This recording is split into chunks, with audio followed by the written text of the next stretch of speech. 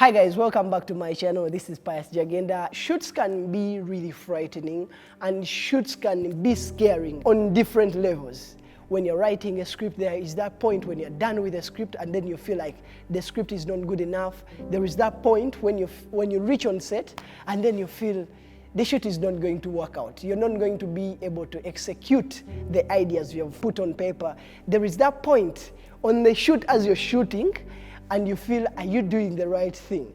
And then there is that point when you're editing and then you're worried, is the client going to like the video I'm editing? Is the client going to like the final work compared to the script we had? Because edits can tend to divert you from the original script you had because there are so many, you have captured so much footage, and then at the end of the day, you're trying to piece them together and you feel there is a lot of beautiful content you'd like to put in that one video, in that one edit. And also that sometimes makes you go away from the script. So these are my tips for you to not fear these shoots and also to be ready for these shoots, to be able to deliver that work that you're going to send to the client, and at the end of the day, you're going to receive that amazing feedback and message.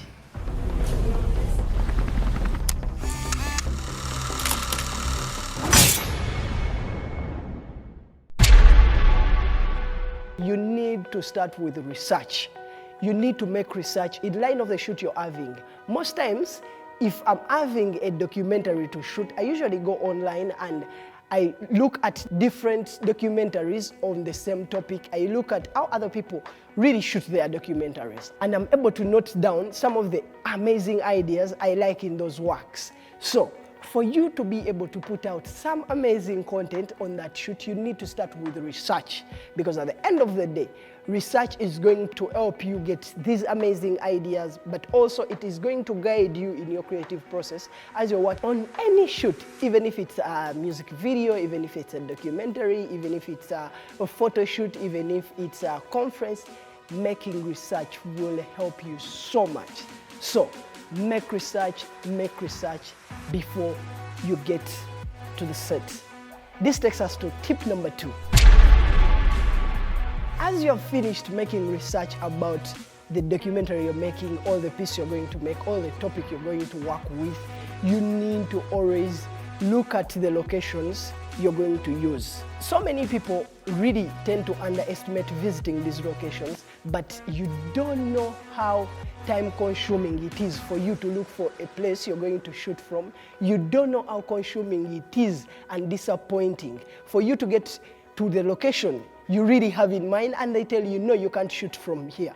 So you need to make a pilot visit to these locations and you need to note down a couple of locations that you have in mind that are going to really blend well with the concept you're going to shoot. So make a pilot visit to these locations you're going to shoot from and you will be amazed with how your shoot will go, because at the end of the day, you'll be organized, not only before the clients, but also the way you work as you're shooting this work, but also it is going to save you so much time. So I really advise you, visiting these locations will help you so much to have a successful shoot. And this takes us to tip number 3. I really love this tip so much. Communicating to the clients. Now, we all know that sometimes when we are going to shoot in several locations, you need to identify the clothes your client is going to put on, because imagine you're on the shoot, your background is black and the client is putting on black. That's disappointing, right? Imagine you're on the shoot, your client is putting on brown and then the background is brown. That is going to be disappointing, and at the end of the day, you have to change another location. You have to look for another alternative for you to shoot from, because at the end of the day, if I'm putting on brown and my background is brown, that means I'm going to blend with the background. Yet in videography, you need to separate your subject from the background. So always communicate to your client, find out what clothes are they putting on, which color are you going for, and in case it is possible, always advise your client to come with different attire so that you can be able to change while on the shoot, but also to be organized so that your client doesn't have to travel back home to look for another attire. This takes us to another tip. Before you start any shoot, one of the most amazing thing for you to do as a videographer or photographer, you need to master your equipment. You don't know how disappointing it can be for you to get on set and you don't know the camera settings. You don't know how disappointing it can be when you don't know where to put the light, you don't know how to set a recorder in case you're doing interviews like I'm doing. You don't know how disappointing it can be when you can't start that gimbal. So I really advise you get this equipment before the day of the shoot, go through it, master your equipment before you start shooting. Some editors and some videographers don't know how to use different types of cameras. Someone is used to Windows, and then you have a friend who is going to assist you with their MacBook computer. And at the end of the day, you fail to edit with it just because you didn't prepare on how you can be able to edit with that machine. Or even you're used to a Canon camera and then someone gives you a Sony camera because you want to upgrade your machine.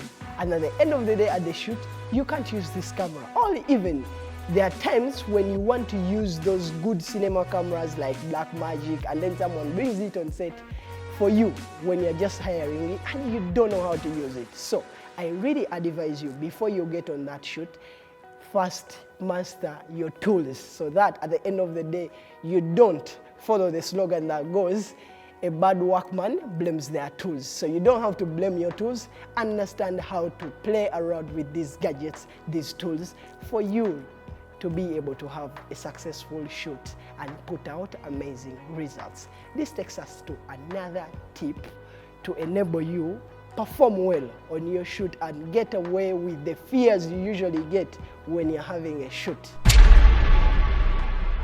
Now, when you're done with preparing and you get on location, some people usually prepare so well, but when they get on location, they really don't know what to do.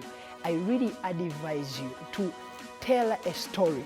Just think about telling a story, because any video piece we put out there will always be that one person who is going to ask you, what was your story? And any video we do, we are just storytellers. Just like any novelist, just like any news anchor, we are telling a story to people who are going to watch. Even companies where they are doing adverts, they think about the story they are putting out there.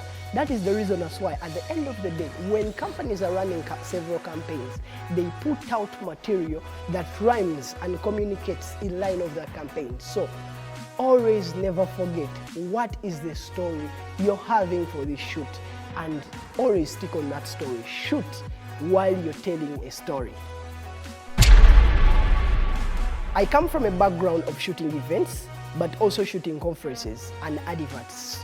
But one of the things that I've learned most is sometimes things, when you get on location, things don't tend to play out as you expect.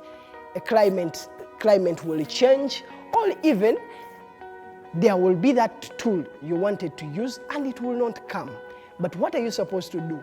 Look around, because you visited this place before you started the shoot. So when you get on the day of the shoot, look around, look at those stories. You don't know how amazing, beautiful moments show up. Always shoot what excites you. Shoot those amazing people smiling, shoot people moving into the space, shoot people dancing. You don't have to wait when it is staged. Those natural moments, they are rare to get, they are rare to capture. So shoot what excites you. And even sometimes when you look at, let me give you an example. When you look at these documentaries being made, when you look at the end product, sometimes you'll see someone showing you B-roll of maybe a pillow, B-roll of maybe the flowers. But initially, the documentary is not about flowers. But because when you're making a nice video, there is what we call B-roll. And the B-roll, that is any extra footage that tells a story around you. So shoot everything that excites you, and in the edit, trust me, trust you, these extra content and these extra pieces you would have captured will save you so much and will upgrade the level of your piece. This last tip, really, you'll see that it has been coming out in other tips that I've been sharing with you. This tip is, you need to always have a script, stick on that script, and follow the script.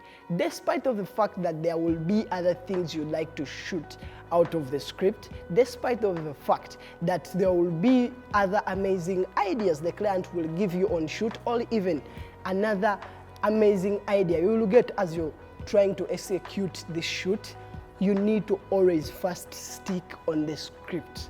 Because at the end of the day, as I've told you in my previous tip, that you need to tell a story, this script is going to guide you, but also this is the piece that you delivered to the client and the client was okay with whatever you came up with. So stick to the script, follow the script, and let alone when you have finished executing what is on paper, then you can shoot other things.